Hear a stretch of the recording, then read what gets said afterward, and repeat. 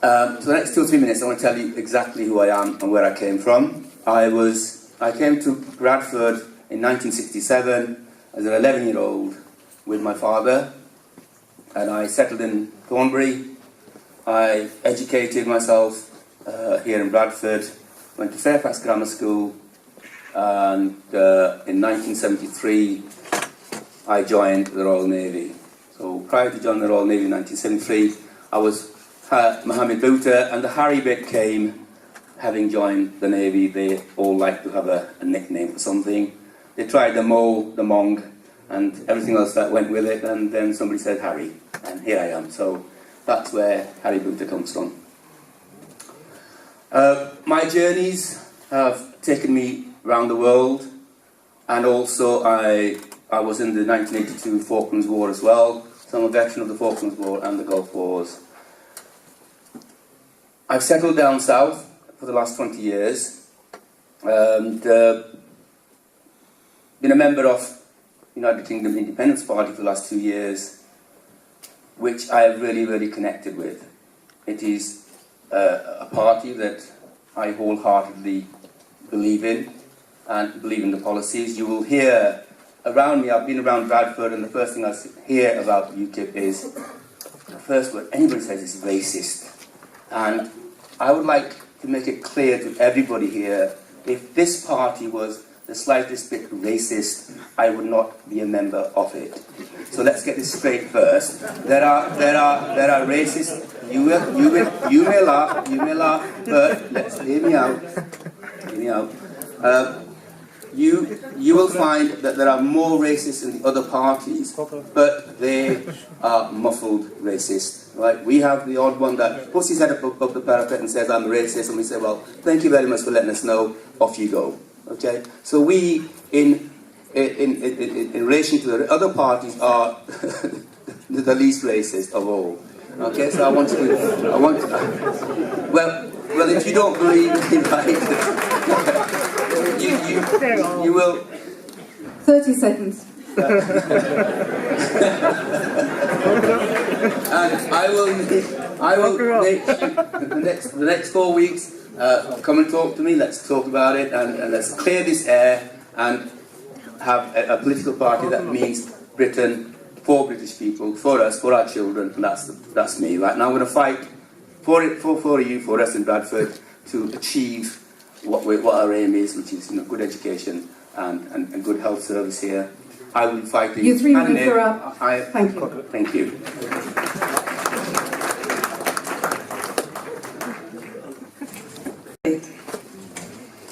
I was going to talk about our absentee MP, but he's here. And I remember it's election time. Okay. Bradford deserves better. I believe Bradford West needs a Labour government and a Labour MP. Let's be clear about a few things for Bradford West. This government has been a complete disaster for the school kids in Bradford. They have taken the money out of where we needed it the most and spent it on free schools. Not only that, it is also worth pointing out that Labour did in fact put forward a motion for an alteration of schools funding so that we could target the funds where we needed them the most. But our absentee MP wasn't there to cast his vote on that one. For children and families, we need a Labour government because we are committed to increasing childcare from 15 to 25 hours, capping class sizes for 5, 6 and 7-year-olds, abolishing the free school status. Bradford deserves better. We need a Labour government for families because under the coalition, every family is worse off by approximately £1,100. We are committed to increasing the minimum wage over the next term of Parliament to £8, freezing energy bills, and we will be doubling paternity leave.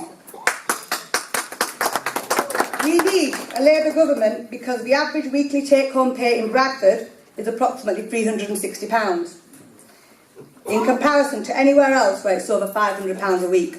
Bradford deserves better.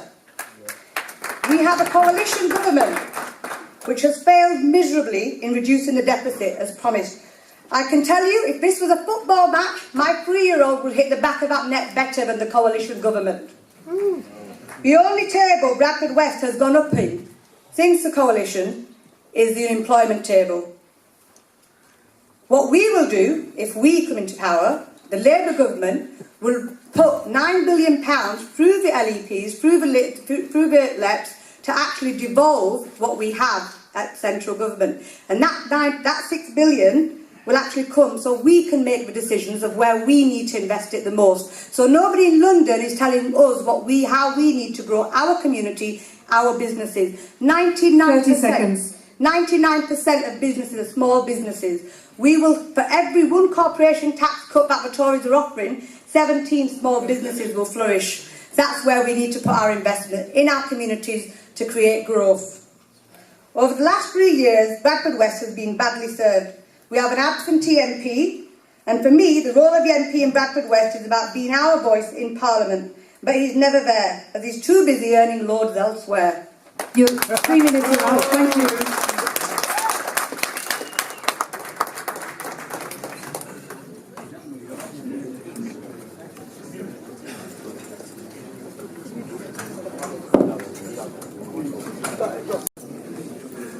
Well, thank you very much indeed, everyone, for coming along. I will address some of Naz's points later this evening. But I want to start my remarks, in rather unorthodox fashion, by telling you a story. And it concerns my younger sister. 2 years ago, she was involved in a terrible accident in Greece. She fractured her neck, she punctured her lung. By God's grace, she survived. The doctors who treated her there did the best they could. But the hospital in which she was treated told quite a different story. There was no soap. My parents who went there had to buy soap at this hospital. There was no drinking water. They had to buy bottled water. The sheets were dirty. They hadn't been changed. What was happening was a health service in a state of slow-motion implosion, because the Greek economy was in a state of slow-motion implosion. There are many parties that will tell you they are the guardians of the NHS, but I will tell you the party that is the guardian of the NHS.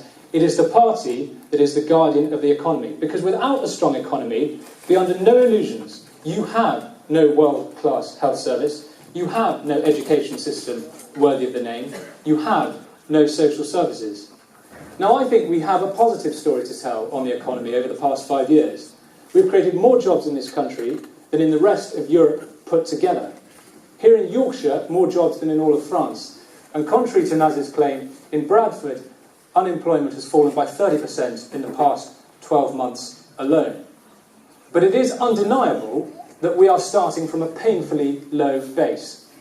Unemployment in this city of Bradford West stands at almost 3 times the national average. The number of business units as a proportion of the population is barely half the national average. And worst of all, the number of people eligible who are claiming working or child tax credits stands at 63.5% of the population, far above any other constituency in this country. So it is quite clear to me that something is going very, very wrong with local management somewhere.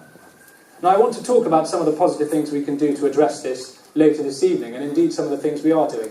But finally, before I close, I do want to turn on to one other issue, which is this point of community relations.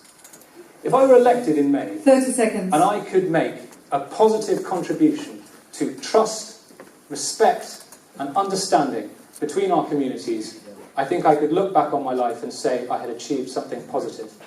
We have a problem with extremism, and nobody can deny it. But I can't help but feeling that at the root of it all is a sense of disenfranchisement and powerlessness. This constant demonisation in the press, casual racism, your 3 minutes are up. Thank you. And that I want to bring an end to. It is something that I will focus on more than any other. Thank you very much. Ms. Shah cannot possibly be true, can they? Because on the 22nd of February at 1 p.m, you called us and asked us if you could be the Respect candidate in Bradford. And you came bottom of the poll with just 13 votes out of almost 220 in the Bradford West Labour Party selection. You were a big loser then, and the kind of way that you have embarked upon this campaign has already ensured you're going to be a big loser again. You have only a passing acquaintance with the truth. You claimed, and gullible journalists believed you, that you were subject to a forced marriage at the age of 15. But you were not 15. You were 16 and a half. I have your nikah. I have your nikah.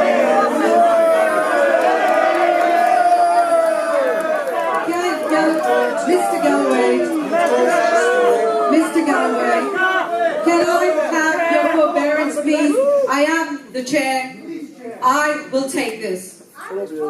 Naz, I will take this. Naz, I will call an end to these proceedings. I will. No, I do not want to hear. I will take this. All right? We talked about issues. So, Mr. Galloway, can we please stick to the issues, because you've made your point, you made those two issues. Can we now move on to issues, please? You allowed 3 personal attacks on me by my New Labour opponent. Mr. Galloway, I was going to come back to that. Mr. Galloway, I was going to come back to that. Can I please ask emotions to just come down for a while? And I think, Mr. Galloway, will you continue, please? I will continue. No one will ever stop me from speaking. The issue is that my opponent is a liar.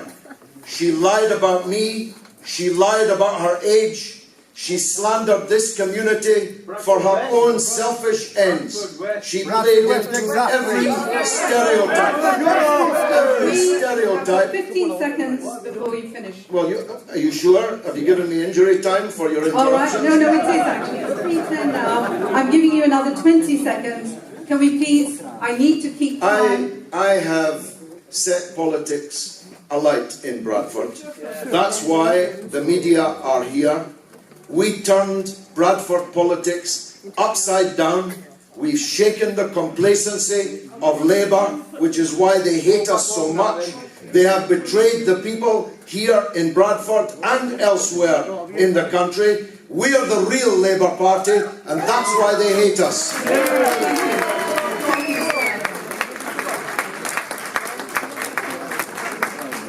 I would like to remind all PPCs, please, that we are here to discuss it. I stand here as your Green Party candidate and possibly the rank outsider in this 6-horse race. However, when people are given policies without party associations, it is the policies of the Green Party that repeatedly shown to resonate with the electorate. We are the only anti-austerity party. Britain is the 6th richest society in the world, but we currently have levels of deprivation that have not been seen since the Victorian era, with food banks seeing a 3-fold increase in families taking emergency food parcels last year, with Bradford being particularly hard hit. We have an economy that puts growth in company profits before the well-being of society. And this has seen money concentrated in the hands of a wealthy few, leaving the rest of us to suffer at the hands of the coalition's ideologically driven austerity agenda. The Green Party believes there is a positive alternative to this mix of one-sided growth and austerity, an economy that works for everyone. We will end austerity and restore the public sector and create over 500,000 good jobs that pay at least the living wage. We will end workfare and benefit sanctions and make social security truly secure. The Green Party doesn't believe that the public's health should ever be put for auction. That's why we're completely opposed to the Westminster Party's policies of introducing market forces and competition into our beloved NHS. We will fight for a publicly funded, publicly provided health service, free at the point of use, and we will end creeping privatisation.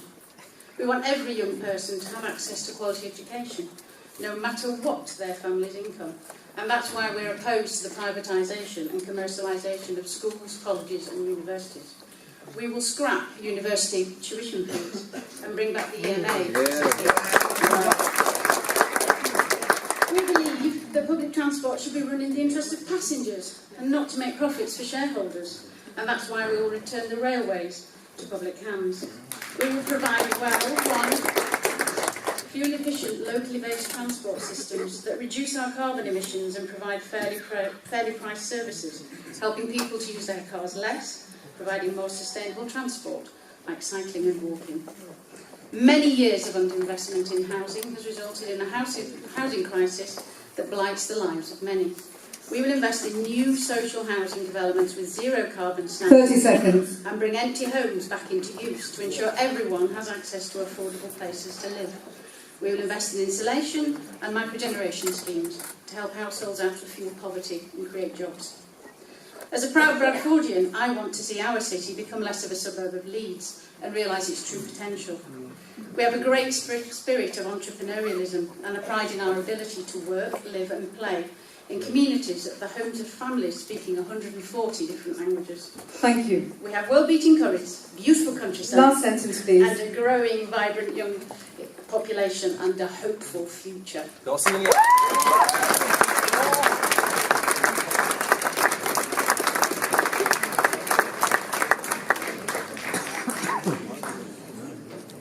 To ask the questions you want to ask rather than what I just want to say. I will beg the Chair's indulgence to be a little personal for a moment to just tell you who I am. I'm a general practitioner who's lived and worked in Bradford West for the last nearly 31 years now, and it's a privilege to be able to stand as a parliamentary candidate in Bradford West. It's particularly pleasing to see so many people here. We can take a view as to why there's such a lot of interest in this fight, but I've been parliamentary candidate twice before and I've never been to such a vibrant, such an exciting and what I'm sure is going to be such an interesting hustings. About a little under 5 years ago, the Liberal Democrats made a very difficult decision. It was, you will recall, a time of incredible difficulties in the economics of the country, and we needed a stable government. We needed a stable government to try and turn the economy around. It was a difficult decision we made to go into coalition with the Conservatives, but I believe it was the right decision to do that. And frankly, even if I had to make that decision again today, knowing what I know now, I think it would still have been the right decision to do that. It has been a difficult few years, there's absolutely no doubt about it. We've had a very deep and difficult recession, but at last things are starting to turn around. Employment is rising, unemployment is falling. People are starting to see the benefits. Households are starting to become better off, and we want to continue that. We want to continue. We have a strong economy because, as has been pointed out, without a strong economy, you can't do the things you want to do. But it has to be in a fair society. You can't run a strong economy on the basis of the poorest suffering most. And we want to have fairness. We want to continue the work we've done with bringing people, lower-paid people, out of tax. So I'll stop at this point so we've got more time for questions. Thank you. Thank you very much.